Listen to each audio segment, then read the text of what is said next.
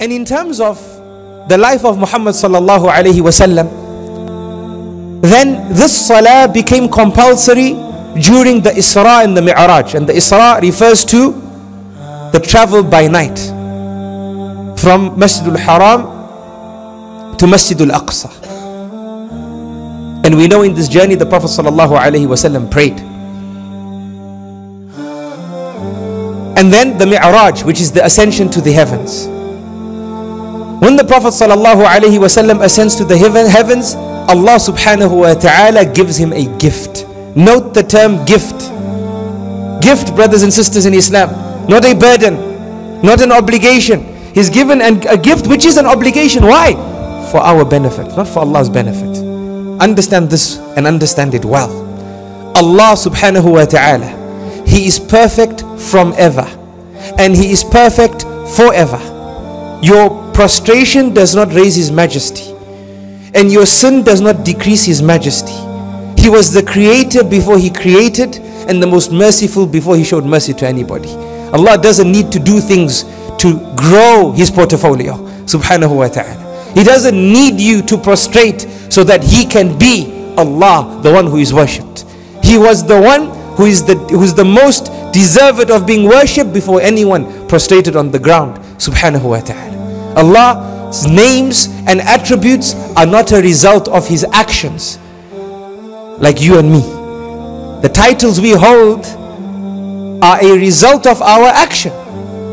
Deserve the title, but with Allah subhanahu wa ta'ala it's different. Allah subhanahu wa ta'ala's actions are a result of His names. His titles are not a result of His actions, subhanahu wa ta'ala. He was the creator, Al-Khaliq, that was His name before He created. He never needed to create to be called Al-Khaliq, subhanahu wa ta'ala. Is this clear? He was perfect. Allah is perfect from ever and perfect forever. So when Allah gives this salah to the ummah of Muhammad sallallahu alayhi wa sallam, brothers and sisters in Islam, Allah subhanahu wa ta'ala is giving it for the benefit of the ummah and not Allah subhanahu wa ta'ala. Understand this and understand it well. And that is why Allah says in Surah Fatir, Allah says, Ya ayyuhan nas, antumul fuqara'u ila Allah. O mankind, you are all impoverished and poor with regards to your Lord.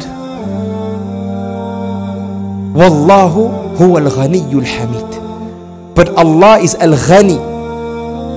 Al-ghani, the absolutely rich perpetually. That's Allah. And He's Al-Hamid, and we described it today, the owner of all praise. Whether you praise Him or you don't praise Him, or you pray or you don't pray, or you thank or you don't thank, doesn't affect His reality. He's the owner of all praise. This is the reality, brothers and sisters in Islam. That is the reality. It's not that Allah needs us to worship. No, this salah was given as a gift to you and I. That by we worshipping, we will help ourselves. And there's nothing greater in terms of helping ourselves besides the salah, as we see from the lives of the Anbiya alayhimus salatu wassalam. And this salah, when Allah gave it, He gave it